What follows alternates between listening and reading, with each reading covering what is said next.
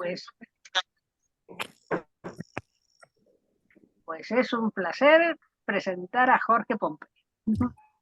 Por supuesto, a Jorge lo conocemos todos, pero quizás no todos tienen estos detallitos de su currículum que vale la pena saberlo. A ver, Jorge es médico especialista en salud pública y en medicina preventiva de la Universidad de Buenos Aires. Eso más o menos lo sabemos. Máster en Administración de Sistemas y Servicios de Salud, también de la Universidad de Buenos Aires. Y profesor consulto del Departamento de Salud Pública de la misma universidad. Pero algunos pueden ignorar que es subdirector de la carrera de médicos especialistas en salud pública de esa universidad y que es periodista en temas de salud de SAPEM, Sociedad Argentina de Periodismo Médico. ¿Me escucha bien? ¿No hay un eco por ahí? Sí. Okay. Bueno, el currículum humanista de Jorge es que participa de distintos organismos desde la década del 70. Es cofundador en el 2013 del Centro de Estudios Humanistas de Buenos Aires, SEBA, y es cofundador en el 2019 de la Red Humanista de Noticias de Salud, la RE1. Y además es miembro del Instituto de Políticas Públicas Humanizar. Así que muy sintético, pero potente. Y hoy nos viene a hablar de la salud integral. Así que voy a aclarar un poquito las pautas de juego.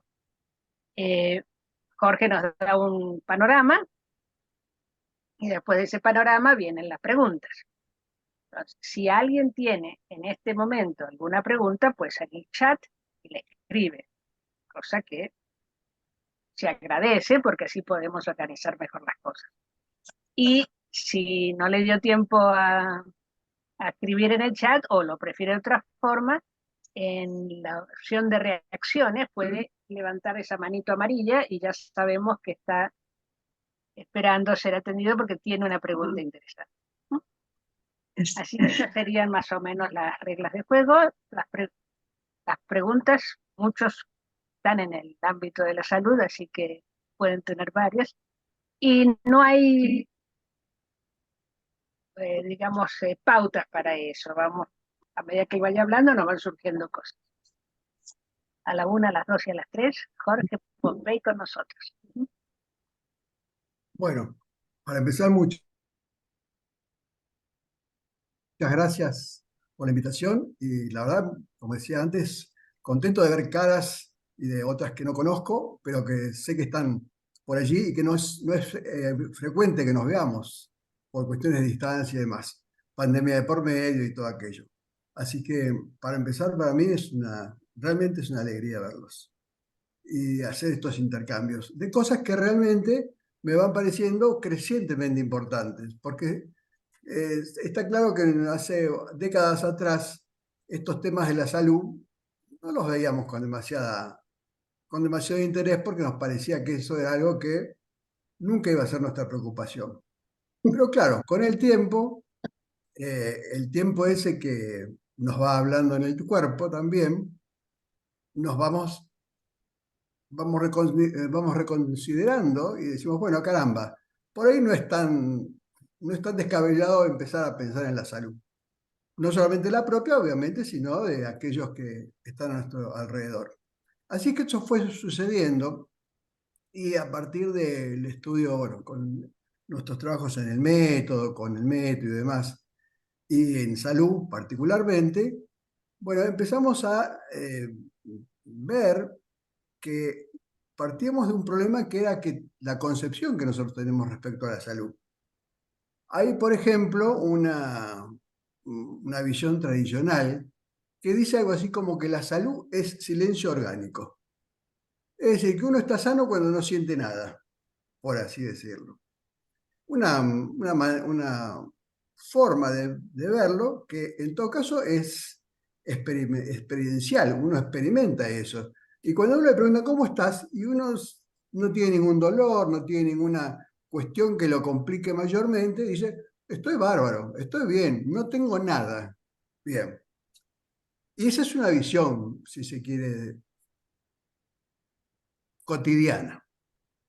Ahora bien, si vamos a cómo se estudia todo esto, lo que vemos es que hoy día, en nuestra cultura y en nuestra época, y en este mundo que en general va homogeneizándose mucho respecto al tema de las concepciones y las creencias, la salud tiene una mirada, tiene una visión que, que es reducida.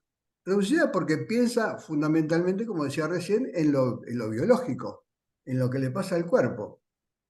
Pero también es fragmentada porque ya desde Descartes, en donde empezamos a separar claramente lo que era el mundo psíquico del mundo físico, del mundo del cuerpo biológico, desde posteriormente la separación de los sistemas, en donde uno cuando se pregunta cómo está, no deja de asociar a aquel sistema que es el que está dando alguna señal de problema.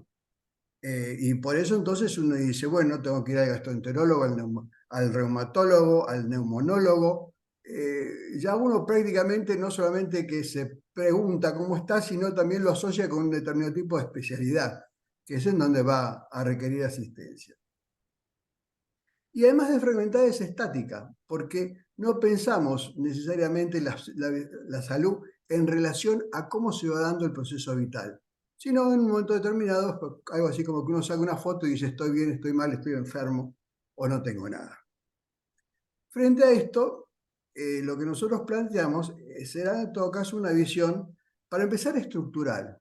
Estructural en el sentido que intentamos visualizar en un mismo momento, en una misma pintura, estos distintos aspectos que después los vamos a detallar, pero que hacen a que uno no esté recortado, no se mire recortado, no mire el organismo recortado, lo psicológico recortado, lo espiritual recortado, o qué es lo que pasa con el medio social, o qué es lo que pasa con el medio ambiente físico, hasta hace poco tiempo ignorado en el sentido de la salud, sino que todo esto requiere ser visto de modo estructural. Y además tiene que estar en ese sentido visto no solamente de modo estructural, sino también relacional, en el sentido de que entender que simultáneamente se da lo que me pasa en el cuerpo, lo que me pasa en el psiquismo, lo que me pasa espiritualmente, lo que pasa en el medio en donde estoy y lo que pasa en el medio ambiente en el que vivo. Que todo esto me afecta, todo esto tiene que ver conmigo y necesariamente si yo pienso en salud, estoy pensando en qué pasa en todos esos momentos, en todos esos lugares simultáneamente. Pero también vemos, además de lo estructural, vemos lo relacional, en el sentido de cómo influye un ámbito sobre otro. Y por supuesto lo decíamos en lo dinámico en cuanto a cómo en el tiempo eso va cambiando y no es que haya mejores tiempos o mejores o peores tiempos. Es decir, uno piensa que está bárbaro la niñez, la juventud, en cuanto a la salud, pero cuando ya las cosas empiezan a avanzar en edad, uno no dice, qué bien que he llegado a esta edad, por ejemplo. Sino uno dice, y la edad trae problemas, trae enfermedades, y asocia el envejecimiento con la enfermedad. Y asocia obviamente con la enfermedad y con un montón de otras cosas que van a veces simultáneamente. Y esto no necesariamente tiene por qué ser así. Es decir, una cosa es envejecer y otra cosa es enfermar. Y una cosa importante es separar ambos conceptos para poder tratarlos más correctamente. Una cosa es envejecer y aspiramos justamente a un envejecimiento saludable, con todas las ventajas del envejecimiento. Es decir, cuando uno va avanzando en edad, hay cosas que ya no, hay problemas que ya no tiene porque ya lo superó de alguna u otra manera. Porque tiene una mirada, porque tiene una, si ustedes quieren, una filosofía, porque tienen una claridad respecto a la existencia que no las tenía cuando era mucho más joven. Pero claro, según cómo se estructure toda esta situación, uno puede pensar o identificar que el paso de los años es un problema creciente. Y al revés, el paso de los años puede ser justamente el acercarnos a mejores situaciones de vida y también de salud.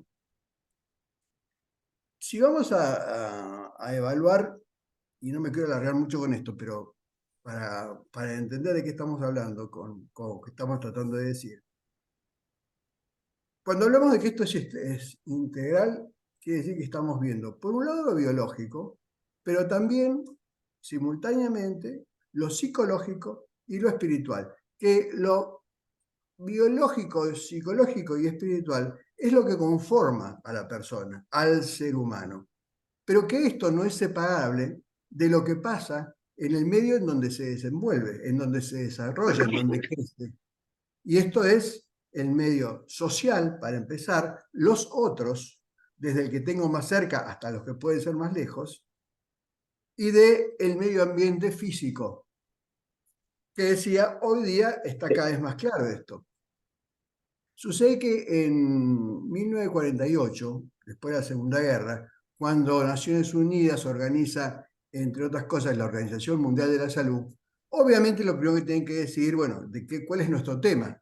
¿Y qué es esto de la salud? Y ellos lo definieron de una manera interesante en ese sentido y en ese momento, diciendo que era un equilibrio, una situación de equilibrio, un estado de equilibrio entre lo biológico, lo psicológico y lo social, y que no era solamente la falta de enfermedad.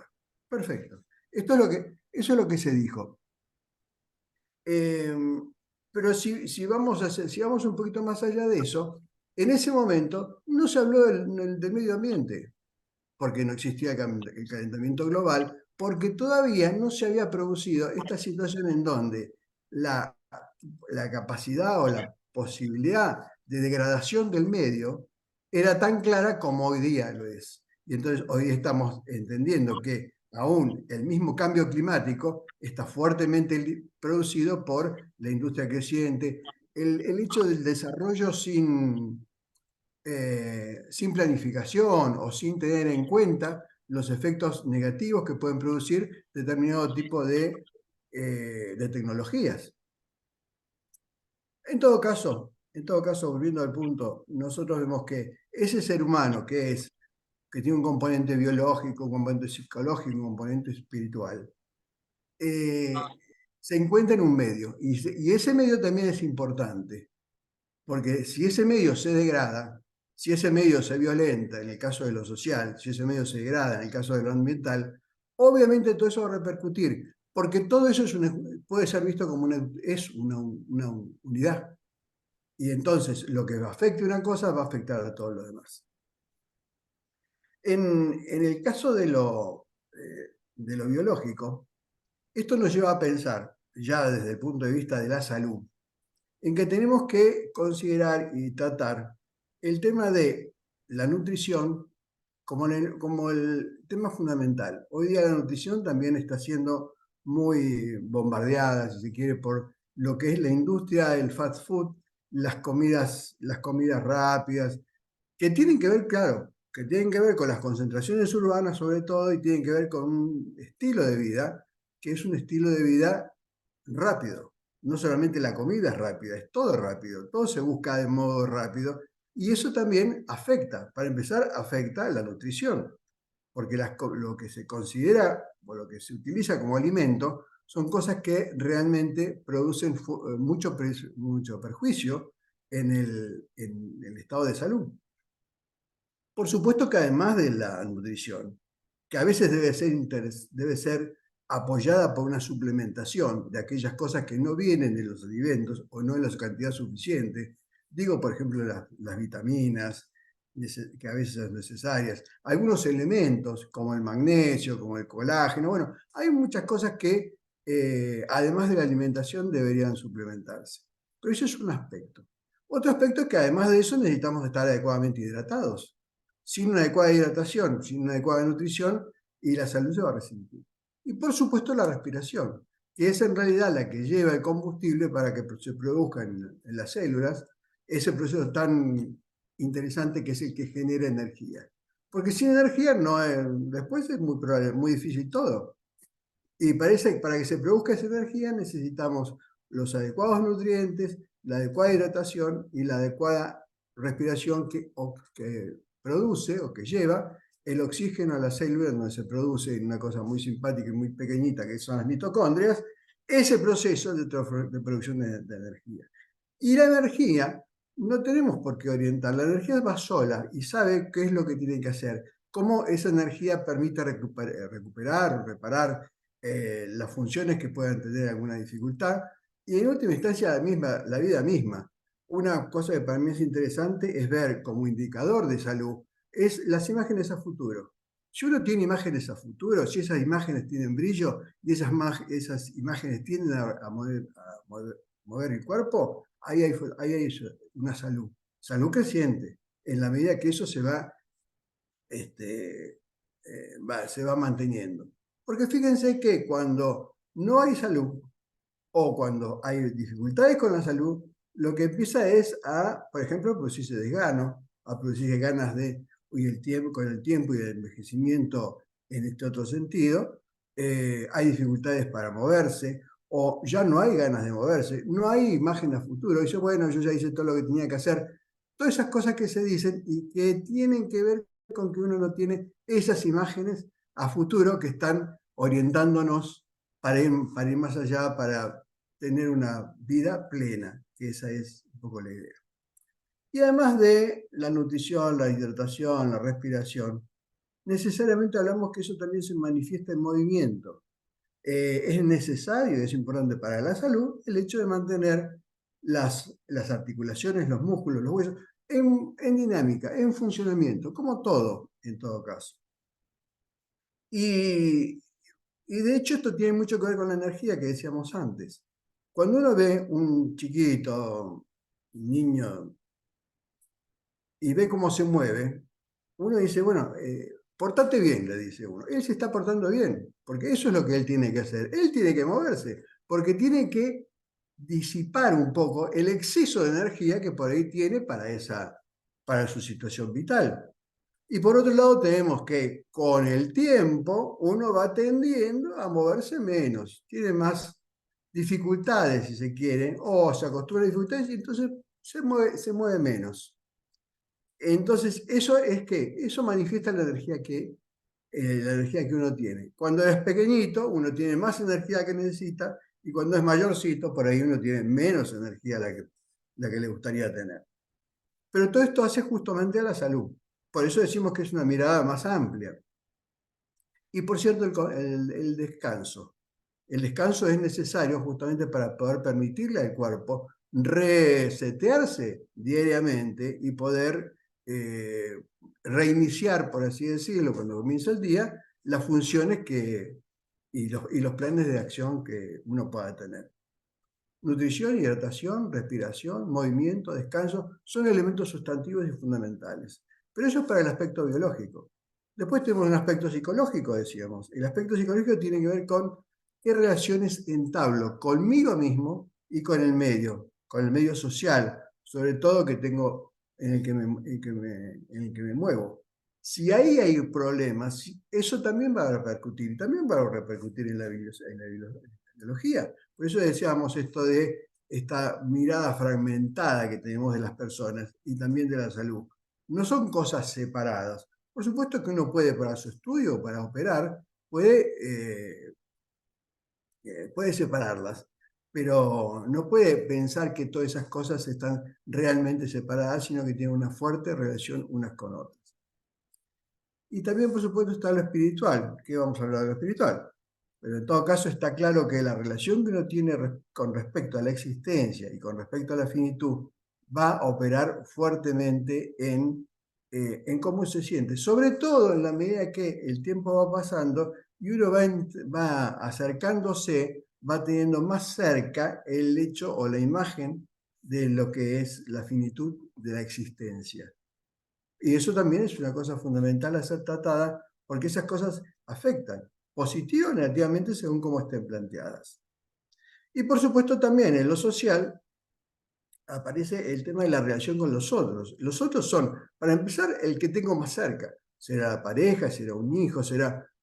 A partir de ahí, pero después es una cuestión en donde como capas de cebolla se van relacionando o vamos relacionándonos con otros. Si esa relación es adecuada, si esa relación es fluida, eso hace a que la salud va creciendo.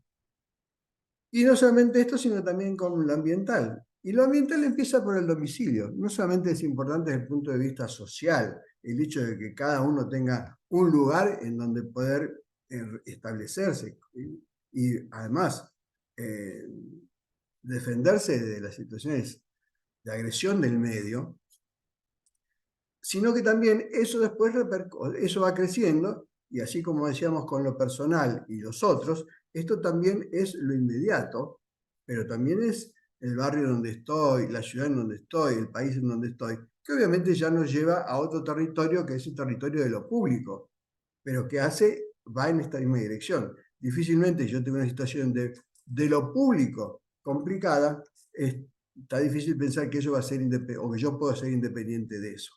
Por eso es que también es motivo de salud y es importante el hecho de qué puede hacer uno, o qué hace uno, o qué siente uno que está haciendo por el hecho de mejorar las condiciones también de ese ambiente físico. Por supuesto, hay cosas que son un tanto más lejanas, pero sobre que alguna cosa se podrá hacer, como por ejemplo esto del cambio climático. Bueno, todos tenemos de alguna manera algún punto de conexión con las situaciones que alteran el medio ambiente y también tenemos alguna posibilidad de hacer cosas en esa dirección.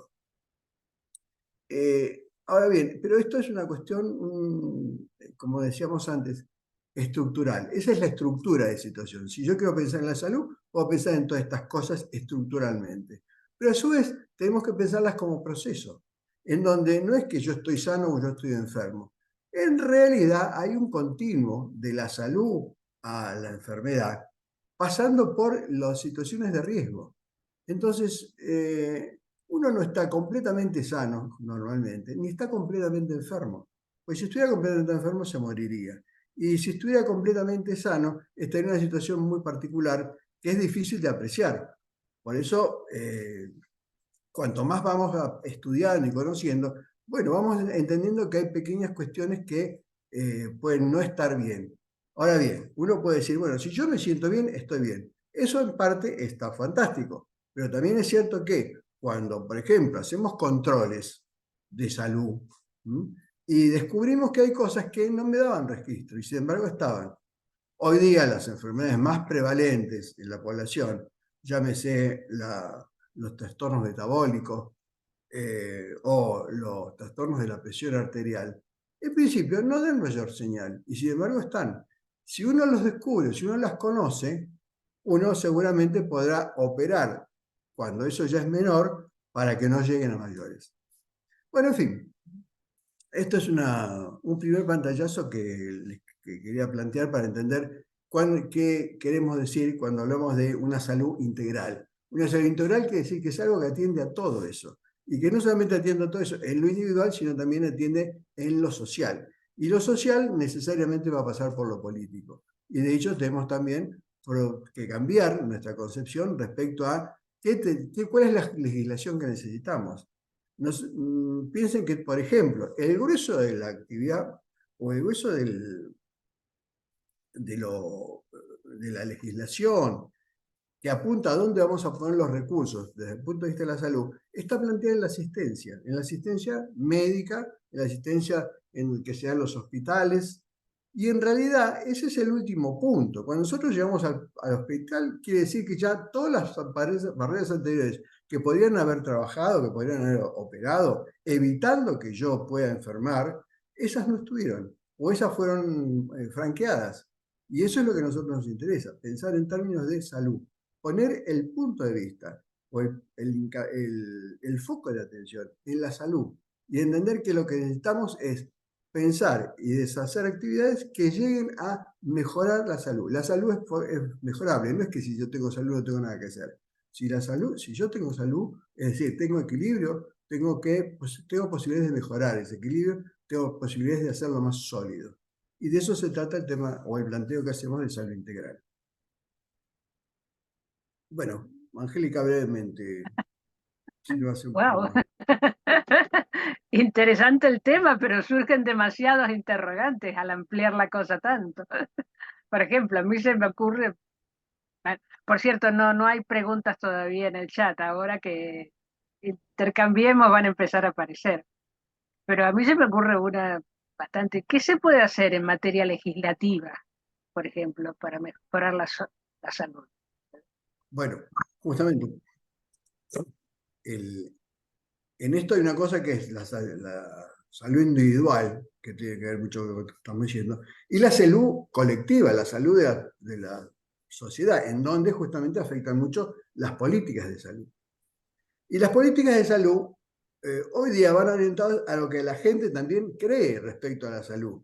Entonces, ¿cómo es que vamos a atender bien su salud? Y entonces, normalmente se cree que si yo tengo un establecimiento 5 estrellas, con muchos quirófanos, con tomografías computadas, con muchas lucecitas que se prenden cuando yo entro a un lugar, digo, qué bien atendido que estoy. Bueno, justamente las políticas, en lo legislativo, la idea es salir de allí y en todo caso apuntalar, por ejemplo, ¿cómo hacemos? ¿La gente está correctamente nutrida? Primero, ¿consigue alimentos? Segundo, ¿esos alimentos que consigue son efectivamente saludables? Bueno, todo eso está muy en rojo. Punto uno. Punto dos. ¿Qué capacidad tiene la gente de acceder realmente a eso? Porque si no tiene posibilidad de acceder, y por más de que esté todo muy claro lo que haya que hacer, va a ser difícil que que se pueda implementar. Otra cosa, el agua, otro toque es el medio ambiente. Es muy importante el tema de controlar que las fuentes de hidratación sean, sean correctas. Y eso es algo que en muchos lugares no funciona. Casi le diría que en el grueso del mundo hay problemas con el agua. Y según usted entiende, va a haber cada vez más problemas. Entre otras cosas por la industria que va produciendo tóxicos que se van muchas veces llegando a las fuentes de agua que terminan siendo de donde se alimentan las usinas que dan después agua a las ciudades. ¿Qué decir del aire? En donde justamente producto de los no controles, del indiscriminado, a veces de la generación de residuos, va estando cada vez siendo menos respirable el aire. Y así siguiendo, empecemos a revisar lo que pasa con la tierra, qué pasa con el tema de los residuos. Los residuos es una cosa que nadie habla de los residuos, como, en fin, son cosas como un poco agradables, si se quiere. Pero la disposición de residuos es algo que ha ido creciendo en importancia en todo el mundo. Y por más de que haya lugares que puedan tengan mejores condiciones, si se quiere, la cantidad de residuos que se producen, sobre todo los residuos que son no orgánicos, porque dentro de todos los residuos orgánicos tienen un tratamiento relativamente sencillo. Lo que son residuos no orgánicos, todo el plástico, la industria del plástico, la generación de plástico, todo eso hace no solamente que en los mares uno ve todos los días qué pasa con los peces y todo esto, sino que el plástico se va metiendo cada vez más en todo. Y eso es un factor que va a ser muy importante a la hora de considerar qué hacer en salud, porque es algo que también se ingiere, ¿no? Y hay una sobreproducción de plásticos y todavía no está claro cómo esto se va a degradar y cómo se va a reutilizar. Entonces, desde el punto de vista legislativo, todo lo que se puede hacer es apuntando a eso.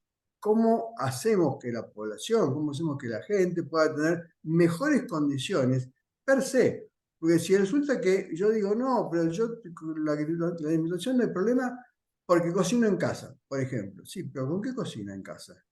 ¿De dónde es que consigue? ¿Qué pasa con los, eh, las verduras? No, yo como verduras, sí está bien, pero ¿de dónde?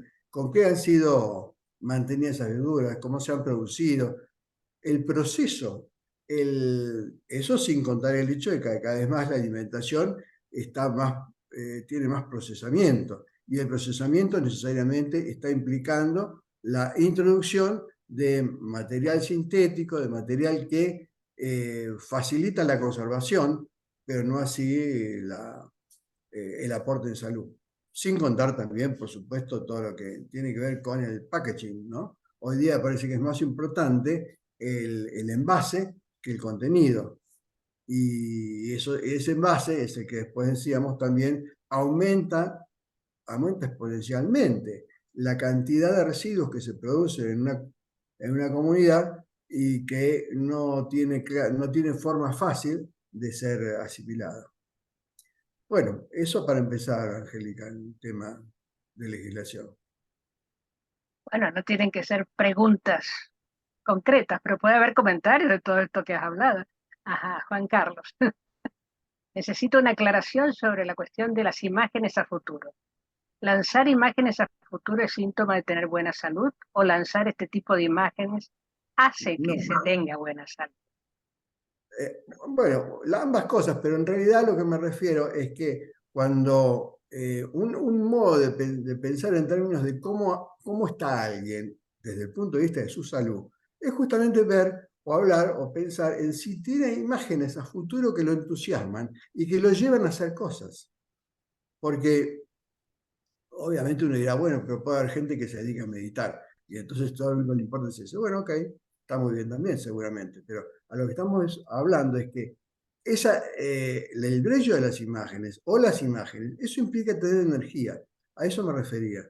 Entonces, y yo para tener energía, para poder tener esa producción de acciones y de imágenes, que por último seguramente las acciones empezarán con esas imágenes, tengo que tener energía.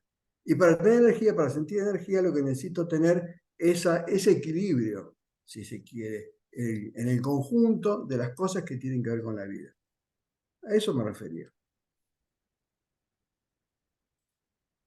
No lo veía desde un punto de vista causal.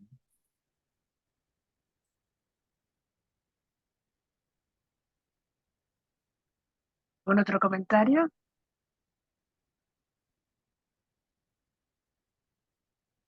¿Mm? Perdón, yo podía comentar una cosita, no sé si está muy en tema, pero yo recuerdo que con el tema del COVID hubo muchos, como esos bandos, ¿no? Los vacunas sí, los vacunas no. Y cuando es un tema así de salud pública, resulta que uno ya no sabe ni siquiera creer o no creer lo que le sugieren hacer. Es muy difícil tomar una decisión entre la medicina oficial y las medicinas alternativas. Yo no sé cómo lo ve ahí. ¿Cuál sería el punto medio sensato? Primero, bueno, vos has tomado un tema que para mí es muy importante también, que es el tema de las medicinas no oficiales, si se quiere. Nosotros hablamos de una medicina que es como la medicina que está reconocida como la verdadera medicina, una cosa así. Bueno, esto es simplemente una forma de verlo, ¿sí? Es la medicina que se basa o que pretende basarse en el desarrollo, lo comprobado, si se quiere, científicamente. Comprobado científicamente significa que es una afirmación que está sustentada por el método científico. Eso es. Entonces, científico es aquello que surge como eh, proposición dentro de la metodología científica. Lo que pasa es que en estas proposiciones hay a ver cómo decir, una amplitud de certezas que, que varían, porque depende. Yo puedo decir, bueno, el método científico es un método de comprobación, es un método experimental, es un método que tiene comprobación estadística. Puedo decir muchas cosas de eso. Para empezar, método científico, dentro del método científico, más que un método, hay una metodología, hay un abanico de posibilidades que están reconocidas como dentro de la ciencia. Perfecto, que son racionales, sistemáticas y demás. Pero después también hay un montón, por decir más cosas todavía, que no entran en ese mundo de lo comprobado científicamente. Que no esté comprobado científicamente no quiere decir más que eso. Es decir, no se ha estudiado estrictamente desde el punto de vista de la metodología de la ciencia cuánta veracidad puede tener esa afirmación que se hace. Entonces, la primera cosa es que me parece que no solamente que no hay que descalificar lo que no es científico, sino también ver cuál es el aporte que eso puede hacer o no. Piensen que, por ejemplo, las medicinas tradicionales, llámese la medicina china, la medicina hindú o ayurveda, la medicina, diría básica, la que se realiza en comunidades ancestrales. Bueno, todos esos han tenido formas terapéuticas ancestrales, son tradicionales, pero también hay otras muy modernas, como por ejemplo la terapia neural, como por ejemplo el tratamiento con megadosis de vitamina C, infinidad de cuestiones que no están científicamente comprobadas. Bueno, lo que quiere decir es que no lo están. No quiere decir que no sean buenas o que no tengan efecto. Por supuesto que habrá que ver de qué se trata cada cosa, habrá que ver cuál es la validez que tiene esa afirmación. Ahora bien, puntualmente con el tema de la vacuna, vieron que en este caso se han empezado a ver diferencias de criterio al respecto. Y no así como las vacunas que llamaríamos tradicionales, porque el problema es que estas son vacunas que son de otra generación de producción, en donde se utiliza mucho la informática, las plataformas, y en base a eso se van construyendo las moléculas, y se van construyendo en este caso, los antígenos. No parece, en principio, la información que yo particularmente puedo manejar, que tengan peligros en cuanto a, o en todo caso, un peligro más que lo que normalmente puede haber cualquier inoculación. No piensen además la cantidad de los millones y millones de dosis que se han dado y los efectos que no son efectos adversos que se han producido, que en proporción, digamos, esos millones, y son relativamente pocos, ¿no? Entonces, yo particularmente entiendo que yo, lo digo en mi caso personal, yo me aplico la vacuna. Entendiendo que me puede hacer daño, y sí, también muchas cosas me pueden hacer daño, pero razonablemente hablando, no encuentro en la casuística un motivo de excesiva alarma. Ahora, en esto, como en todo, hay opiniones, hay visiones, y el único problema con esto no es que si yo lo hago o no lo hago me afecta a mí, sino que en el caso de las epidemias, en el caso de este tipo de situaciones, lo que yo haga no solamente me afecta a mí, sino que puede afectar a otros.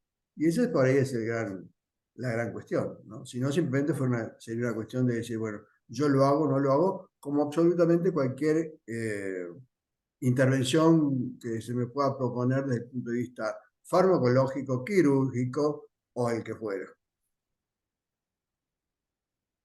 Bueno, tenemos tres intervenciones. Una es la de Sylvie Fornacier, que está en el chat. Para las imágenes al futuro me parece de gran importancia unos ámbitos, gente cuidadosa, hacer proyecciones si posible en conjunto, no aislarse. Sí. Su comentario respecto a las imágenes. Y tiene la mano levantada Consuelo y luego Maite. Consuelo, tienes que abrir el micrófono. Bueno, yo quería preguntarte, Jorge, ¿dónde está, no sé si llamarlo línea divisoria o cómo saber hasta qué punto hay una enfermedad psicosomática o una cuestión o hasta qué punto son cuestiones orgánicas, fisiológicas? Porque a veces con esto de que nos pasan cosas, no, bueno, esto es psicosomático. Y bueno, he visto que no es tan así la cosa y cómo diferenciarlo y cómo tener el registro claro de una cosa u otra, ¿no? Yo te diría dos cosas. Uno es que efectivamente hay cuestiones o hay situaciones en donde el daño, si se quiere, empieza con cómo yo lo tomo afectivamente o emocionalmente, cómo algo me afecta emocionalmente, y entonces yo manifiesto eso no solamente por una alteración, si se quiere, de la emoción o cosas por el estilo, sino porque tengo claramente un daño orgánico. ¿Sí? Entonces, una cosa muy simple. Tengo que dar un examen, me pongo nervioso. Y entonces, como me pongo nervioso, me duele el estómago. Y eso me duele el estómago, que sí que me da náuseas, diarrea, vómitas, lo que sea. ¿Sí? Entonces uno dice, eso es psicosomático. Bueno, entiendo psicosomático porque es una cuestión emocional que se manifiesta en algo orgánico. Pero también es cierto que cualquier cosa orgánica que me afecte, y me va a afectar psicológicamente. Por esto que decíamos hoy, ¿no? Del tema de entender que uno puede separar en partes para poder entender cuál pretendía Descartes, pero no pretender que eso efectivamente sea así, y no ver que justamente hay una relación. Por eso decíamos lo analítico, lo relacional y el proceso. O sea, que hay una relación entre lo que pasa, me pasa emocionalmente, me pasa físicamente, y yo lo separo y digo, bueno, con esto voy al psicólogo, no, ahora con esto voy al reumatólogo o al gastroenterólogo. Yo soy una persona.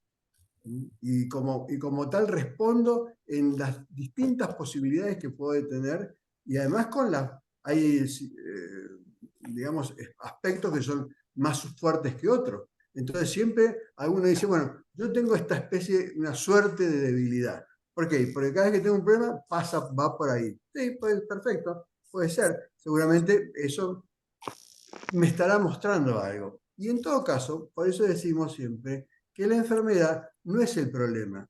La enfermedad es un indicador. La enfermedad es algo que me dice, acá hay algo que tenés que ajustar. No, no es una condena. Bueno, pero porque si yo no tuviera ese registro, si no tuviera esa situación, nada, desaparecería porque cualquier cosa me llevaría por delante. Porque no tendría las señales de peligro que se enciendan para indicarme a qué cosa tengo que atender. Así que lo psicosomático, sí, es así. Quiero decir, es porque lo lógico es que en realidad todo es psicosomático. Y que está muy relacionado también con lo espiritual, seguramente. ¿Sí? Si yo imagino que mi vida no termina en esta vida, sino que la vida sigue, y entonces yo tengo en ese sentido una apertura de mi espíritu, una visión en donde no tengo temores para que me pase esto, me pase lo otro, y seguramente voy a estar mucho mejor. Pero por eso es ese todo, ¿no? En donde uno dice, bueno, ¿y cómo va la vida? ¿Y cómo va mi vida? Y bueno, y ahí es donde yo puedo hacer una especie de autoconocimiento estructural de todas estas cuestiones que me permitan decir, bueno, a ver, donde hay problemas no es donde me tengo que lamentar, sino es donde tengo que atender, porque ese es un indicador y no es una condena. Entonces uno ahí va más flojo, ¿no? Tiene más ductilidad, me parece, ¿no? Para manejarse. Acá hay un montón de maestros, así que no sé qué estoy diciendo todas estas cosas. Gracias, gracias. Bueno, está también Maite con una pregunta. Tienes el micrófono. Ahora sí. Pagando. Buenas tardes, Jorge Pompey. Aquí Maite Chamón. ¡Ah, Maite! ¿Qué caras? ¿Cómo estás? Seremos muy maestros, pero tú eres el doctor. A ver, yo tengo, verás, a ver cómo te lo planteo. Bueno, lo primero, no quiero mucho entrar en el tema de las vacunas, porque debo decirte que en este chat yo sé a ciencia cierta que estamos varios que no nos hemos vacunado y que no nos hemos creído la película. Pero como Bien. no está bien entrar a discutir, porque entre los nuestros y en el mundo se producen muchos líos con este tema, no voy a entrar en este tema, pero tampoco me quiero esconder, tampoco quiero callarme y esconderme. Lo que sí te quiero comentar es que hay mucha gente en el mundo a fecha de hoy que está poniendo seriamente en cuestión la medicina occidental, la medicina oficial.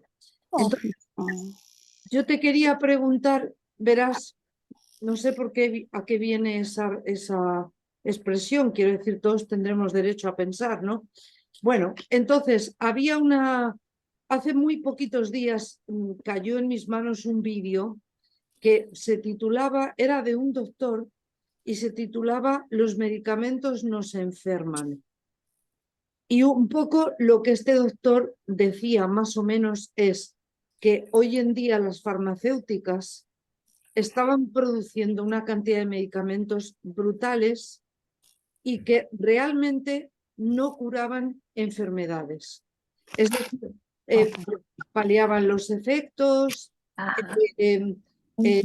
paliaban los síntomas, pero que la mayoría de los medicamentos que hoy se producían y se mandaban a la gente no curaban ninguna enfermedad. O sea que no había curas, había disimulos, había prolongación de las enfermedades. Entonces, bueno, este médico hablaba mucho de la nutrición, hablaba mucho de la macrobiótica del estómago, del intestino, hablaba mucho de que realmente el mantenerse sano era mucho más complicado que me tomo una pastilla y ya está, que estábamos de alguna forma engañando a la gente cuando se le dice usted se toma una pastilla y ya está, y se va creando una serie de efectos secundarios. Bueno, entonces yo te quería preguntar, tú como médico que estás metido en el mundillo y que sabes, o sea, tú hoy confías en las farmacéuticas, confías en la forma en que se está llevando la medicina tradicional, confías en todo este macronegocio movido por dinero. O sea, ¿qué nos cuentas al respecto? Y quería preguntarte si hay enfermedades que se curan o hay pocas. ¿Por dónde querés empezar? Es un poco amplio lo que Sí, planteas, pero interesante, y además entiendo que nos puede interesar a muchos, tal vez por un poco de claridad sobre todo eso que vos decís. Por un lado, que las farmacéuticas hacen negocio, y sí, bueno, si para eso fueron creadas, o sea, eso creo que a nadie lo puede perturbar, ¿no? El asunto es de lo que producen, qué cosas realmente pueden beneficiar. Y ahí es donde hay un lío, efectivamente. Si me preguntás a mí, y bueno, yo particularmente en la parte médica, desarrollo algo así como que podríamos llamar medicina integrativa. La medicina integrativa apunta justamente a, según el caso, según la persona, según su situación, a ver cuáles son los elementos que le pueden servir. Con un apoyo muy, muy fuerte, te diría, en lo que podríamos llamar una medicina natural, es decir, no una medicina farmacológica, en donde por ahí primero está el hecho de mejorar las funciones antes que lo terapéutico, que tiende justamente en su idea pues, a resolver los problemas. En realidad lo que sucede es que mucho de toda esa farmacología lo que apunta es a sacar el síntoma que me molesta, ¿no? Entonces tengo un analgésico para el dolor, tengo un digestivo para... Es mucho más sencillo decir, bueno, a ver, usted comió de más, tome este digestivo. Es mejor decirle, señor, si usted comió de más, vea que eso no es bueno, trate de comer de la manera correcta, ¿no? Entonces, la farmacología, o mejor dicho, la industria farmacéutica, va siguiendo a la sociedad, porque justamente lo que tiene que hacer es dar cosas que la sociedad, la sociedad consuma, porque ese es su negocio, obviamente. Ahora, eso es decir, todo lo que hacen está mal, no me parece también es un exceso. El hecho, por ejemplo, sin ir más lejos, lo que todos conocemos, y seguramente la mayoría nos hemos beneficiado en algún momento, es con los antibióticos, por ejemplo. O con alguna medicación que efectivamente producen un efecto positivo. Ahora bien, si yo creo que todo se resuelve tomando una pastilla, y claro, tengo un problema. Pero la sociedad toda tiene un problema en ese sentido. Creo que eso es, y por eso eso es negocio. Sin contar que además está toda la publicidad, ¿no? Toda la industria de la publicidad que te va diciendo qué es lo que es bueno, qué es lo que tenés que hacer, qué es lo que tenés que comprar. Y entre eso es muy interesante ver que la publicidad cada vez va siendo publicidad de productos farmacéuticos. Y obviamente las farmacias también, porque venden, en una época se vendía con receta, hoy día no hay receta. En una época eran recetas magistrales, es decir, en donde el médico te explicaba, te ponía qué cosas tenías que conformar en eso que llamas el remedio, la píldora, la pastilla. Hoy día no, ya son todos productos que están estandarizados. Así que en muchos sentidos acuerdo con vos en que la industria farmacéutica es uno de los grandes negocios mundiales que existen. Pero también me parece que no hay que tirar todo, sino hay que decir, bueno, a ver, ¿de esto qué puede ser? Bueno, eso es lo que te decía, una medicina integrativa en donde diga, mire, primero aprendamos a comer. Más que digestivos, más que antiácidos, más que bueno, el antiácido, el omeprazol, en fin, hay muchas cosas, ¿no? Bueno, antes que eso, veamos cómo podemos nutrirnos con aquello que realmente es bueno per se. Entendiendo a su vez que cuando yo voy al supermercado, en ese supermercado, los productos que recibo ya de por sí tienen algún inconveniente en el sentido de los pesticidas, en el sentido de la forma de... Y no digamos ya cuando hablamos de los pobres animalitos, que pueden ser muy sabrosos, pero que están ya de por sí criados en los feedlot, ¿no? Que son situaciones en donde se producen, entre otras cosas, esta posibilidad de el despliegue de nuevas enfermedades en los humanos que antes eran propias de los animales, ¿no? Y que están dados justamente por esta forma de producción. Y todo es así, ¿no? Es cantidades, es ganancia, es indiscriminada. Entonces, por eso es importante esto que plantea Angélica de las políticas públicas, porque esas políticas públicas tienen que actuar a ese nivel para proteger a la población justamente de esa situación indiscriminada que existe en función de ganar dinero. No hay mucho más con eso, ¿no? Pasa con las minas, pasa con la desertización, pasa con las pescas indiscriminadas en el mar. Entonces vamos destruyendo ese medio ambiente que es de donde nosotros nos alimentamos.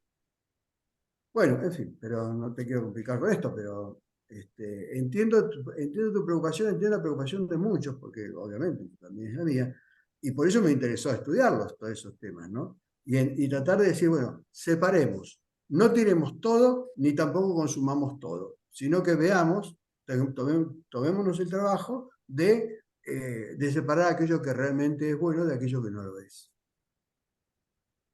Eso, Maite, diría. Bueno, tenemos dos comentarios, uno de Juan Carlos, con una pregunta interesante. Dice, si la salud se valora de forma integral, biológicamente, psicológicamente, espiritualmente, y además se añade el medio donde se desarrolla, interpersonal y físico, ¿es posible sentirse sano?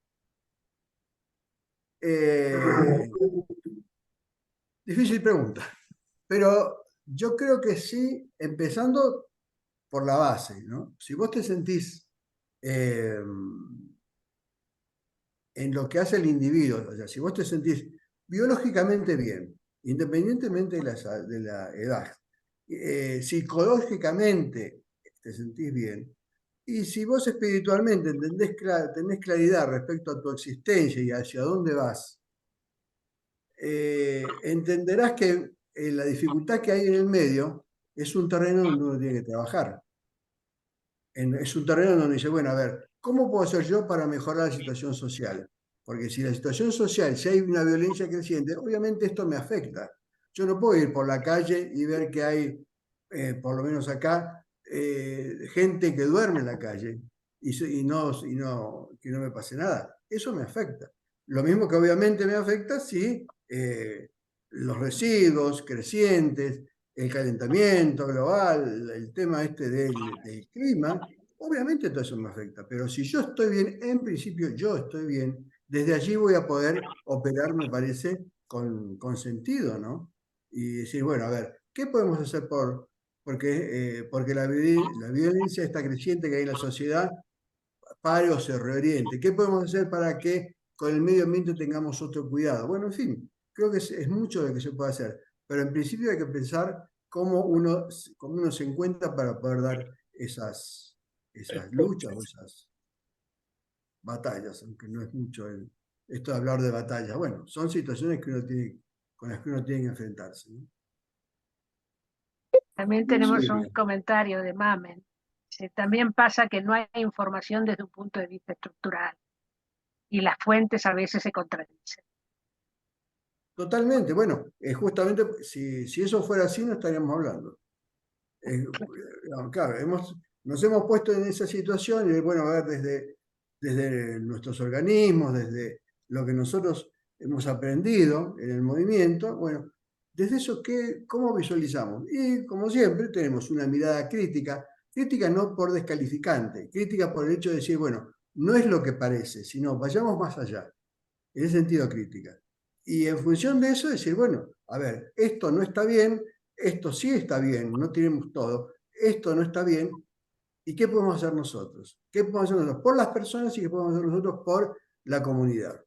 Y ahí estamos. Tenemos, me parece, la suerte de tener una base importante entre nosotros, ¿no? Y sobre todo este asunto del apoyo mutuo, del trabajo conjunto, que te da otra fuerza, que te da otra aptitud, y esta cosa de tener psicológicamente, tener la cabeza abierta, ¿no? En principio tener la cabeza abierta para estar con otros, y para intercambiar, y para construir juntos.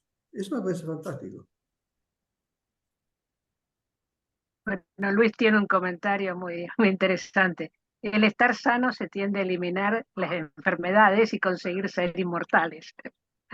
Solo eso. Y, sí, con este asunto de pensarse en términos de salud, riesgo y enfermedad, bueno, esto tiene que también es como una óptica en la que se puede encarar la actividad médica, ¿no? Que es no mirar lo que está enfermo, obviamente no desconocerlo, pero no es mirar lo que está enfermo, es mirar lo que está sano, porque si lo que está sano crece, el riesgo disminuye y sobre todo disminuye también la enfermedad, porque uno es un 100%, bueno, ¿cuánto porcentaje de eso está sano? ¿Cuánto está en riesgo y cuánto está enfermo? Si yo voy haciendo crecer lo que está sano en mí, seguramente lo demás se va a ir corriendo. Y de hecho, por eso las actividades conjuntas, estas actividades que tienen que ver con una mirada distinta sobre la vida, sobre la sociedad, esto que hace que nuestros organismos se pongan en marcha, ¿no? Con propuestas para el mundo, y me parece fundamental, porque eso es justamente, eso es lo sano de esta sociedad. En la medida que esto crezca, la sociedad va a estar más sana. Y si está más sana la sociedad, todos nosotros nos beneficiamos en lo personal. Por cierto, Marina había levantado la mano, pero la retiró. No sé si quisiera hacer algún comentario. Es que iba a comprobar exactamente el título de la ponencia, porque mi pregunta igual está fuera del tema. Yo le iba a preguntar, como médico, ¿cuál es la mejor manera de morir? Ya sé que hablamos de salud, pero en algún momento hay que marcharse. Entonces digo yo, ¿y cuál es la mejor manera? No, pero justamente en el tema en Reuno, si alguno vio algún artículo y demás, nosotros partimos de la base en Reuno, de que hay que hacer algo con el nacimiento, ¿no? O sea, que el nacimiento tiene que tener características atendibles, pero no como una circunstancia, como una especialidad. Así que es una cuestión que tiene una trascendencia al que hay que enfocar. Y también, de hecho, el resto de la vida, todo lo que estamos hablando tiene que ver con qué nos pasa a nosotros a lo largo de la vida. Pero también a lo largo de la vida llegamos al final de la vida. Y eso también tiene que ser atendido. Hoy día, es más, dentro de la medicina oficial, apareció una especialidad que es justamente la que atiende ese momento. Y diría que fundamentalmente, un par de cosas.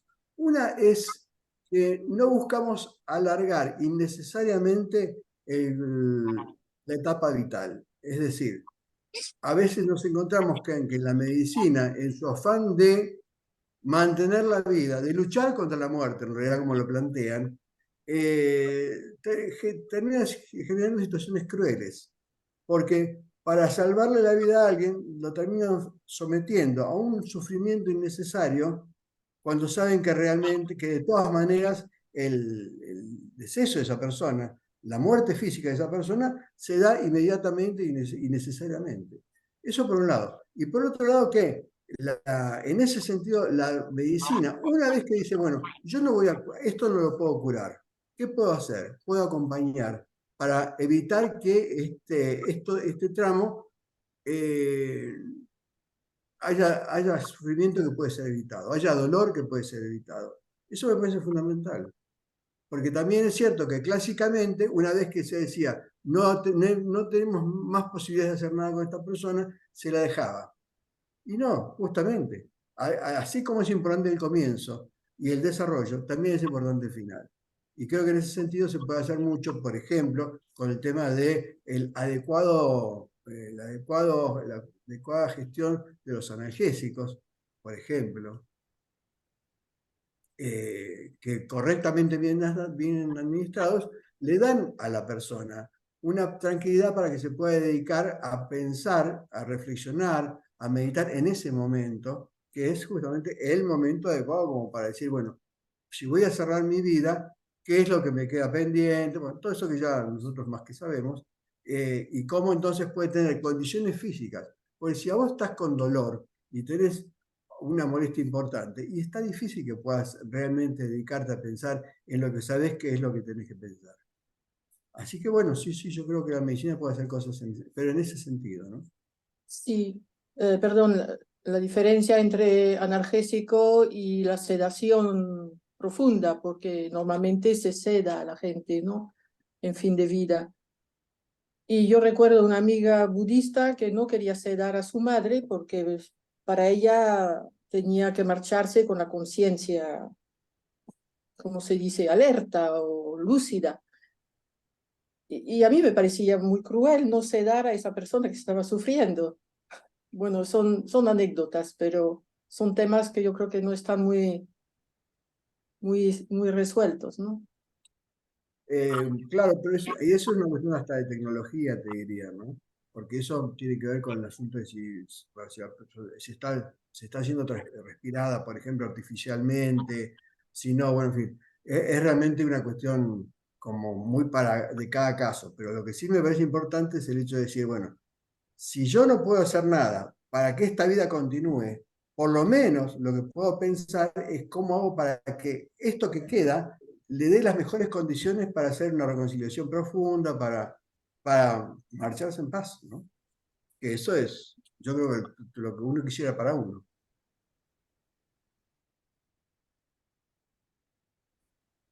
Juan Y Carlos solamente querrá comenta, hacerlo. ojalá marcharse sano. Y Sí, había puesto una perfectamente, frase puede del ser. exitismo en la medicina. Mm. Y esto es una cosa donde nosotros estamos diciendo hasta hoy, pero hoy día se están hablando también de otras cosas, se está hablando de la prolongación de la vida, el tema de la inteligencia artificial, de las nuevas tecnologías, en fin, estamos hablando de hasta hoy. Si nos vemos en un año, por ahí podemos hablar de otras cosas. Por ahora, me parece que está bueno el hecho de pensar, de revisar un poco qué pasa en esos distintos ámbitos y qué cosas uno puede hacer y qué cosas uno quiere hacer para que realmente esa situación sea mejor, para que uno se sienta mejor. Y si se sienta mejor, pueden hacer cosas por otros también, ¿no? Obviamente. Que es una manera también de mejorar el estado de salud de uno, mejorando a otros. Bueno, Vicky tenía la mano levantada desde hace un buen rato, sí. Bueno, es que hay un material del Negro que habla sobre la prolongación de la vida, precisamente. Y dice algo así, vaya, lo acabo de encontrar, como que la gente, o en general, no se está pidiendo que se investigue más sobre la prolongación de la vida, no solo para nuestra generación, sino para nuestros hijos, nuestros nietos, en fin, que que se investigue más, y yo no sé en qué punto estaría ese tema, ¿no? El negro comenta al final de ese documento, que es del año 89, dice: los únicos que apostamos a favor de la vida y el salto cualitativo somos nosotros. Si no estamos influyendo en lugares claves en el momento de tomar esa decisión, es decir, transformar el sistema y ponerlo al servicio de la prolongación de la vida, tal cosa no se producirá. Y quería que tú, si podías extenderte un poco sobre esto, cómo interpretas esa frase que dice el negro, cómo está el tema de la investigación sobre la prolongación de la vida, qué papel podríamos jugar nosotros para que eso tome un lugar preeminente. Bueno, primero, una cosa que te diría es que la vida se viene prolongando, sobre todo en Occidente. Pensá en España, a principios del siglo XX, la esperanza de vida era de 38 años para el hombre, 40, 42 para la mujer. Hoy día esa esperanza de vida se ha duplicado. Y eso me parece que habla mucho de la prolongación de la vida. Sí, Hay detalles, ¿no? Cómo es que uno lo considera, si lo toma en el momento del nacimiento, después del nacimiento, en fin. Pero lo que la vida se ha prolongado, eso es estadísticamente innegable y demográficamente eso ha pasado. Lo que sucede es que, de todas maneras, esa prolongación de la vida encuentra como techos. Uno dice, bueno, ¿hasta dónde se puede llegar? Bueno, hoy día se piensa que si, por cómo van las cosas, sería factible pensar en, por un lado, hace unos pocos años, me acuerdo, hablando de la demografía, decíamos, bueno, y estamos en una revolución, pero la revolución demográfica no es la revolución porque nacen más chicos. La revolución demográfica es porque la gente vive más. Entonces era la explosión demográfica de los mayores de 80. Porque lo que se veía en las poblaciones, sobre todo en las poblaciones que tienen más esperanza de vida, se veía que lo que se estaba desarrollando era esa nueva explosión de los mayores de 80. Hoy día digo que estamos en el comienzo de otra nueva explosión, que es la de los mayores, de los centenarios. Y si ustedes se fijan, alrededor de uno, todos nosotros tenemos o hemos llegado a colonizar una etapa de vida que no era habitual hace 100 años atrás. No digo tanto, hace 100 años atrás. Uno dice, no, bueno, pero yo veo gente que, o las fotos, o no fotos, sino las pinturas de gente de otras épocas, pero que eran viejitos. Claro, lo que uno considera es que eso es un individuo, que puede hacer una de dos, o que se veía muy viejito, que no lo era, porque en aquella época, ya cuando vos tenías 40, estaba bastante viejito, o porque él era uno de los pocos que de su generación, de aquellos que habían nacido juntos con él, y porque ha tenido una familia, porque ha tenido una genética, porque ha tenido alimentación o lo que fuera, ha podido llegar un poco más allá. Pero lo tradicional es que, bueno, todo eso es lo común, es que en esas épocas la esperanza de vida, lo que se esperaba que podía vivir una persona en el momento del nacimiento, y era mucho menor que la de hoy, y se espera o parece que va a ser también menor de la que puede ser en un par de décadas más, no tanto, un par de décadas más. Entonces, ¿y esto con qué tiene que ver? Tiene que ver con las condiciones de vida. Ahora bien, pero resulta que esas condiciones, por todo lo que estamos hablando, también se empiezan a deteriorar. Entonces yo podría decir, ¿y cuánto más podrá darse esa curva que va creciendo? Porque viene esta otra, que es la de los elementos que hacen que eso se dificulte.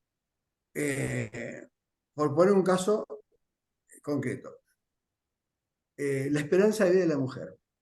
La esperanza de vida de la mujer en las poblaciones mejoró muchísimo en las poblaciones cuanto más se desarrollaron. ¿Por qué? Porque hubo muchos daños o muchos riesgos, sobre todo el riesgo de la maternidad, el riesgo del nacimiento, que fue mejorado. Fue mejorado por la mejor atención del parto, por el mejor cuidado del embarazo, por ejemplo.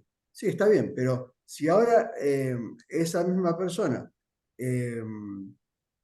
por este ritmo de vida, porque ahora se incorpora al trabajo, porque ahora fuma lo que antes no fumaba, por ser, empieza a tener agresiones a su salud que antes por ahí no tenía, o que tenía otras. Entonces, el asunto es, ¿estamos hablando de la programación de la vida? Bueno, desde el punto de vista de lo que pasó hasta ahora, la vida tuvo que ver con las condiciones de vida. Y más recientemente con el estilo de vida. El estilo de vida en el sentido de que, por esto que decíamos, y bueno, la población, y estos han sido los primeros trabajos epidemiológicos que se han desarrollado, la población que fuma, por ejemplo, o la población que tiene determinado tipo de alimentación, y bueno, va a tener más o menos esperanza de vida. Y acá aparece otra cosa, que es el aumento de la esperanza de vida a partir de la tecnología. Esto sí que es una novedad, ¿no? Entonces, hoy día tenemos, por ejemplo, bueno, esto que está tan mencionado hoy día, que es la inteligencia artificial, que empieza a mostrar posibilidades que antes no había, supongan. Esto de la robótica, el asunto de la relación entre el organismo vivo con la tecnología, con las máquinas, a partir, por ejemplo, de las prótesis. Y así siguiendo, esto es una cosa que empiece y vos no sabés si a futuro no va a ser necesario trasplantes, porque vamos a tener seguramente se desarrollarán elementos informáticos o informáticos cibernéticos que puedan permitir realizar esas funciones que hoy día solamente lo puede hacer el material biológico. Entonces, yo tengo un problema en el hígado, me tengo que trasplantar un hígado, me tengo que trasplantar un corazón, que ya de por sí esto es una cosa extraordinaria desde el punto de vista de la tecnología quirúrgica. Pero mira si el día de mañana te dicen, mira, así como hoy día empezamos con un marcapaso, empezamos con un determinado tipo de estimulación neurológica para que el nervio, para que los músculos tengan una actividad, para que podamos darle voz a alguien que tiene un problema en la laringe. Es decir, un montón de cosas que hasta hace poco eran impensables. Bueno, hoy día se están empezando a pensar. Y están empezando a pensar a partir de la posibilidad concreta de desarrollar tecnología que pueda suplantar esas cosas. Bueno, eso nos abre o nos pone en situación de otro tipo de aumento en la esperanza de vida. Ya no por las condiciones de vida, ya no por la genética que cada uno trae, sino por la posibilidad de trabajar sobre eso. Ni decir, por ejemplo, lo que es esto que estamos hablando de la inteligencia artificial, la robótica y la generación de elementos que puedan actuar sobre los genes, ¿no? Hoy día hay una suerte de cirugía genética en donde ciertas enfermedades que son reconocidas como producidas a partir de la información genética errada, en algunos casos se puede reconocer el gen y lo más interesante y extraordinario, se puede operar ese gen, es decir, se le puede cortar el pedacito de secuencia en donde está el error y ponerle una secuencia correcta para evitar que ese gen en ese individuo pueda manifestarse. Y bueno, y ahí después ya cosas de ciencia ficción en donde cuando eso se hace no sobre las células somáticas, sino sobre las células germinales, podés pensar en la de alterar o modificar la descendencia. La ciencia ficción dice, por ejemplo, hoy día es un proyecto en la NASA, generar justamente formas nuevas de seres humanos, formas de seres humanos que puedan ser adaptadas para vivir en el espacio, particularmente en parte del proyecto de colonización de Marte, por ejemplo. Entonces, bueno, pero ya estamos en otro, por eso les decía, hablemos hasta hoy, porque de acá a un año, de acá a 2 años, de acá a 10 años, podemos estar hablando de otras cosas, otras posibilidades, ¿no? Pero igual, a hoy tenemos muchas posibilidades de estar mejor, de hacer de este un planeta más interesante, y bueno, y de hecho creo que en eso intentamos estar. Muy bien, muchas gracias. Juanito tiene una pregunta, dice, ¿cómo es? ¿Cómo sería una nueva medicina en el sentido del aporte de nuestros oficios del fuego, medicina natural y perfumería? Nuestra mirada por acercamiento de lo profundo, la trascendencia, desde en la vida cotidiana. Perdón, ¿Los conozco? ¿se escucha? No. A ver, Quisiera yo creo que hacer, si se escucha, perdón, estoy viajando. ¿Sí se escucha? Sí, Bueno, gracias. Solamente para tal vez dar algún contexto de la reflexión. Un poco la pregunta que hago. Me enteré que el maestro nos habla de una nueva medicina posible. Es evidente el aporte de los oficios mencionados en el proceso, en la evolución actual y el futuro posible para el ser humano. Entonces, mi pregunta va por ahí. ¿Cómo sería desde el cotidiano? Porque lo holístico, lo integral, todo eso, claro, escuchamos bastante y más o menos de todos lados. Pero no he leído muy poco respecto a esta medicina nueva que nos parte del maestro. Pero bueno, seguramente algo hemos leído eh, al respecto. Gracias.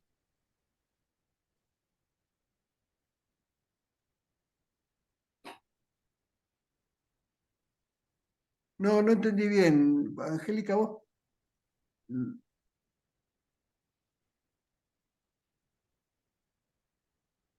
Yo creo que la pregunta de Juanito tiene que ver qué podemos aportar desde el humanismo universalista al desarrollo de la salud, ¿no? Tanto desde el punto de vista de medicinas y oficios, sino también por la posibilidad espiritual. No sé si estoy interpretando correctamente a Juanito.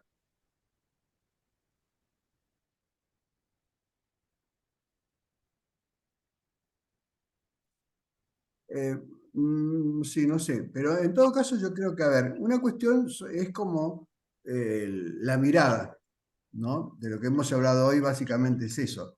No nos hemos introducido en ninguna tecnología en particular, ¿sí? Pero bueno, obviamente, hagamos lo que hagamos, eso va a tener que ver con una mirada que tengamos.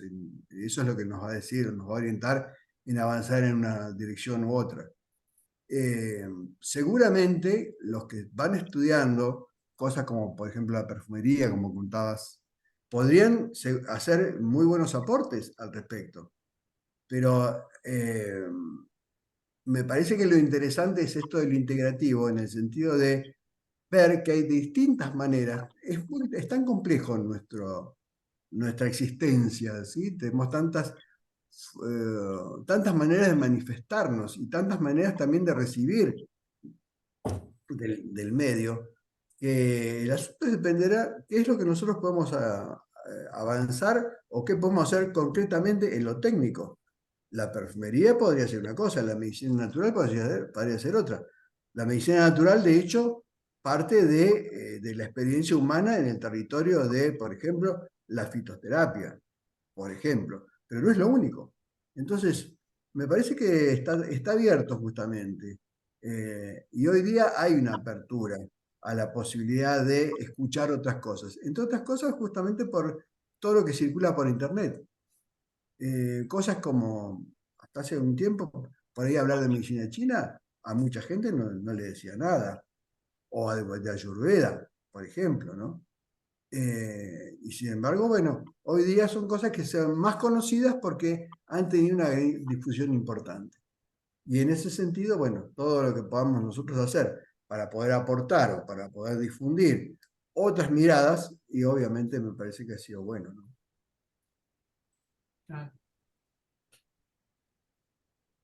Sí, está muy estable la conexión. Bueno. Te planteaba su charla con Ana Luisa y qué hizo el negro respecto a sedación. Sí, os lo puedo. Marina, si nos lo puedes contar. Sí, se lo pregunté precisamente ahora en el parque que se inauguró en Italia. Y recién mi madre había muerto una semana antes y yo tuve también ese dilema. Por eso le pregunté qué pensaba el negro respecto a perder lo que los médicos te dicen, te sedan para que te mueras suavemente sin ser consciente. Ana Luisa me dijo que el negro, lo que hizo él que él tenía un aneurisma en el riñón muy doloroso y que él pidió que le quitaran todo el dolor, pero que no le quitaran la conciencia. Eso fue lo que él dijo. Dice, y así fue como él hizo. No sé si Jorge tendrá noticias de esto o sabrá esto, pero Ana Luisa me añadió, dice, pero esto es una cuestión muy personal. Dice, yo en cambio, lo que voy a pedir es que me ceden completamente, porque yo no quiero ser consciente de nada. Dice, yo ya quiero encontrarme ya en el otro barrio. Entonces, me comentó esto. Así que ahí os lo dejo. Interesante. Bueno, eso es de lo que decíamos antes, ¿no? Separar la sedación de la analgesia, que lo importante, o sea, lo primero fundamental es la analgesia. Después lo otro es más, diría, personal, porque es como, en fin, Pero creo que cada uno sabrá que, si es que uno puede elegir también, ¿no? ¿se puede dar la sedación sin la analgesia? O sea, ¿el enfermo puede pedir esto? Perdón, Eh, la sí, analgesia sin la por sedación. supuesto, a ver, no solamente puede pedir, sino decir no quiero esto o quiero aquello. Eso seguro, y además es obligación respetarlo. No, Ajá, eso no hay duda. La pregunta es qué es lo mejor, y además el problema es cuando el otro no está en condiciones de decir nada, claro. ¿no? Claro. Pues decía, bueno, en fin, está en respirador, está inconsciente, no sé qué.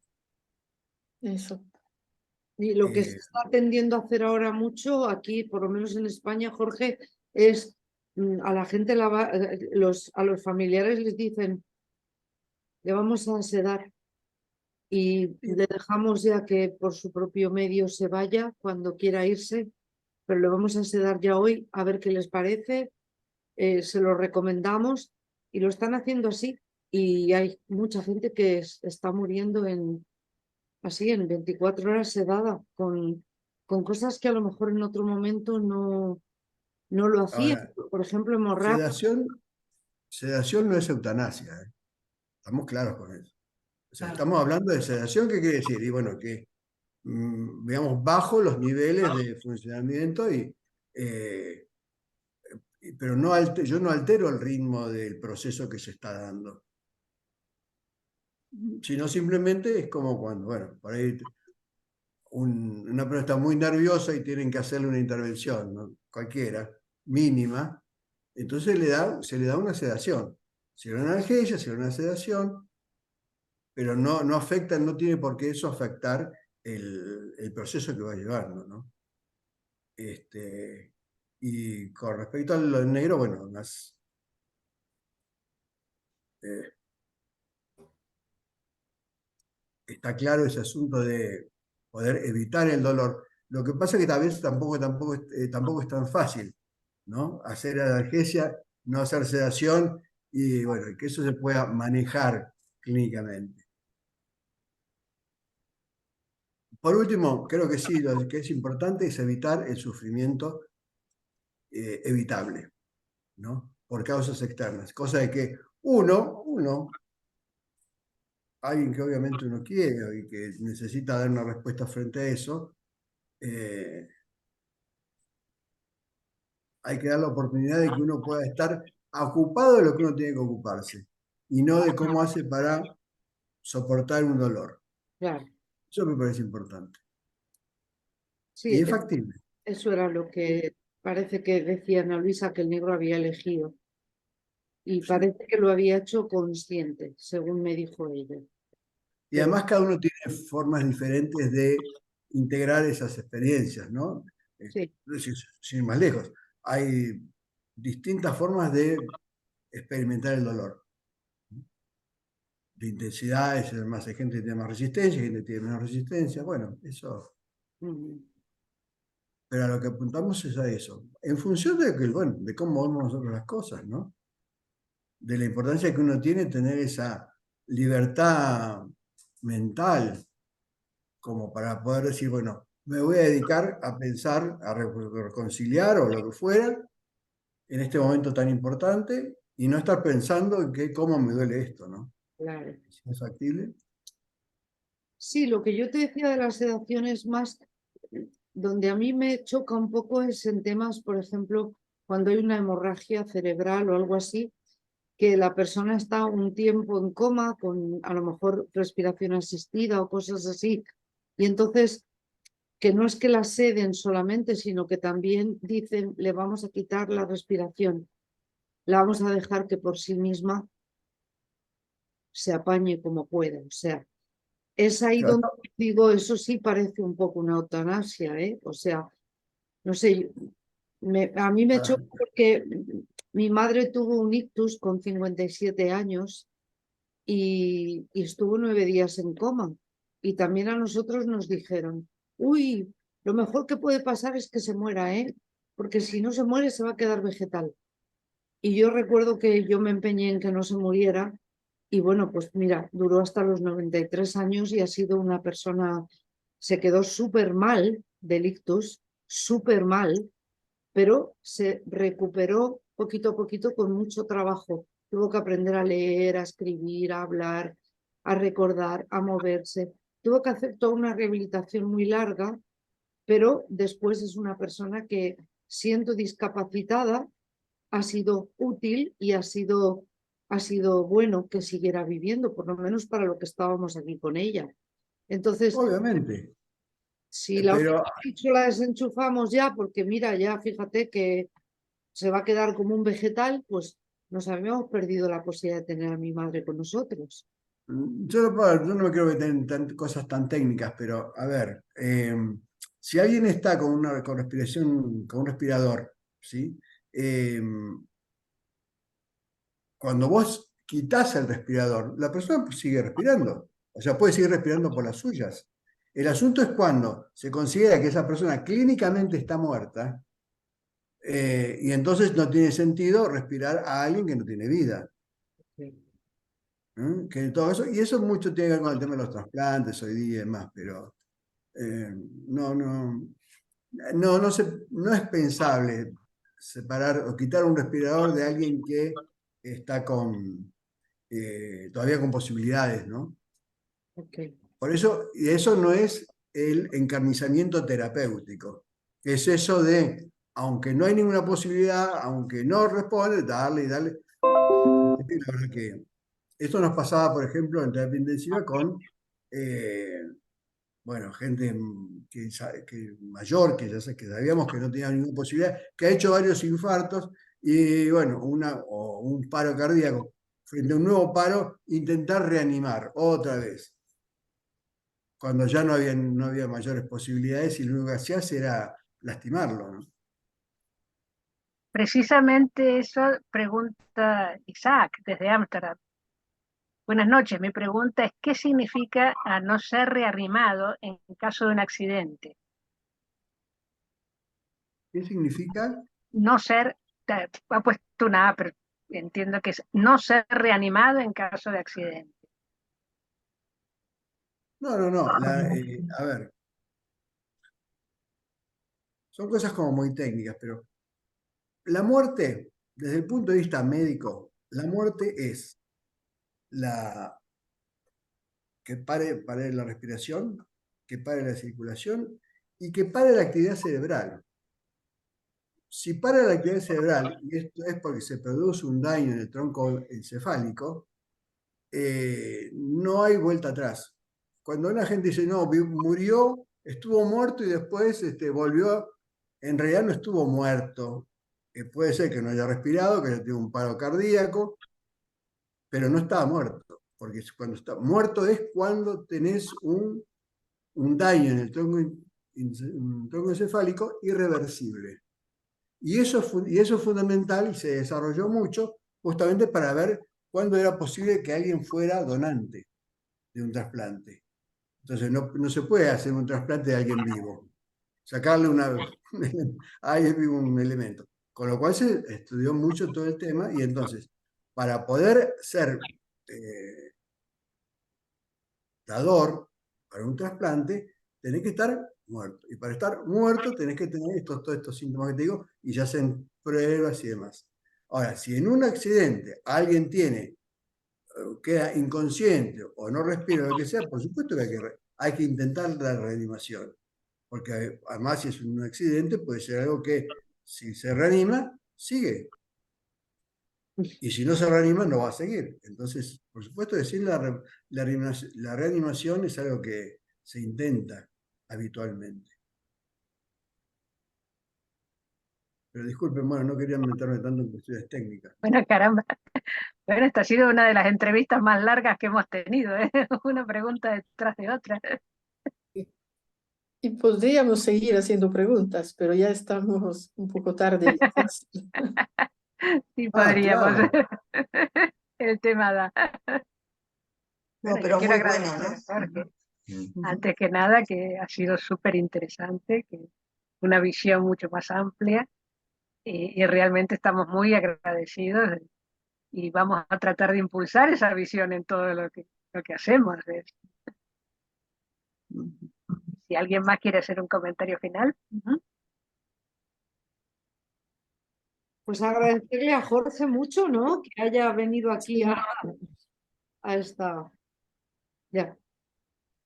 Y que la ciencia está comprobando, parece ser, que la conciencia es extracorporal, o sea que no depende de una muerte cerebral tampoco.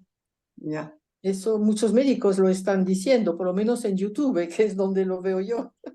Claro. Oh, bueno, por eso les digo, es una cosa, nosotros hemos hablado hasta hoy. De acá a 1 año, 2 años, 3 años, yo creo que podemos hablar de otras cosas, porque esto que vos decís respecto de la conciencia es todo un tema muy importante hoy día, porque se está viendo el camino de ver la relación que tiene el cerebro con la conciencia, si es posible separar esas funciones. Bueno, hay todo un programa, todo un proyecto que dicen de la gente de Elon Musk, ¿no? Respecto a justamente esto de, bueno, para empezar, poder desde tu cabeza hacer cosas fuera. Bueno, eso tiene que ver con una cuestión de tecnología y tiene que ver también una cuestión de funciones que se pueden desarrollar. Bueno, en 1 o 2 años hablamos de eso, sí. De acuerdo. Pero es bien interesante porque hoy día lo tecnológico, la informática, está poniendo un nuevo espacio para poder pensar estas cosas. Y necesariamente tenemos que pensarlas también en este espacio, ¿no? Sí. Porque es el espacio actual. Decir una cosita solo. ¿Me oye? Sí. Sí. Ya como hay muchas novelas que hablan de individuos humanos mejorados y todas esas cosas, pero yo creo que eso no es ya ciencia ficción, que se está dando, ¿no? Y eso es lo que tú quieres. Bueno, se me queda corta la charla por un tema súper interesante.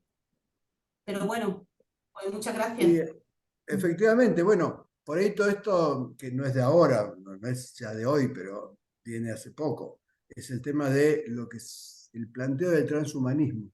Eso.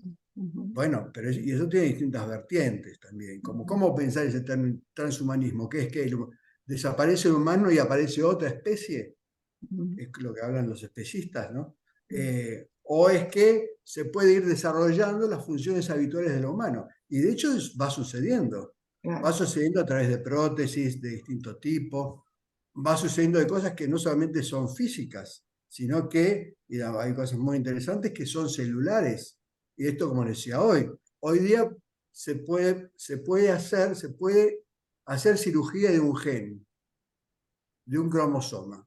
Entonces, bueno, son cosas que... Y todo esto a partir de la genómica que se desarrolló en estas décadas. Entonces, digo, es tanto lo que está por abrir, se van como abriendo carpetas. Claro. Y una cosa que me parece que nosotros tenemos, digo nosotros, por ahí todos los que estamos en estas cuestiones, interesante es la mente abierta. Entonces, porque si no, vos te encontrás con mucha gente que se cierra y dice, no, esto no es posible, esto no sé qué, o porque Dios no sé qué. Bueno, no es nuestro caso. Entonces, eso nos da una posibilidad de tener la base del desarrollo de la filosofía, que es la capacidad de asombrarse. No la capacidad de cerrarse y decir, esto no existe. ¿Por qué? Porque no lo entiendo. No, sino es poder asombrarse, porque a partir del asombro empieza el proceso de pensar, ¿no? Y eso es, bueno, una cosa que seguramente a todos nosotros nos hace un ruidito lindo. y agradable. Sí, interesante. Bueno, y yo nada, me alegro mucho de verlos y ojalá podamos Muchísimas hacer gracias esto por de todo. manera no virtual Muchas gracias. relativamente poco tiempo. Muchísimas gracias a todos y Jorge especialmente. Muchas gracias. Y yo me todos. quedo con Chao, la chao, coletilla chao, para chao. la siguiente que viene, para el primer domingo de noviembre, en que vamos a saber qué pasa con el humanismo en África. Muy Iván bien. Andrade. De Muchas gracias acuerdo. por participar. Muchas gracias, Angélica. Chao, chao, chao, Vale, chao. chao. Gracias Gracias por a la todos. invitación. Vale. ¿Cómo hago yo aquí ahora?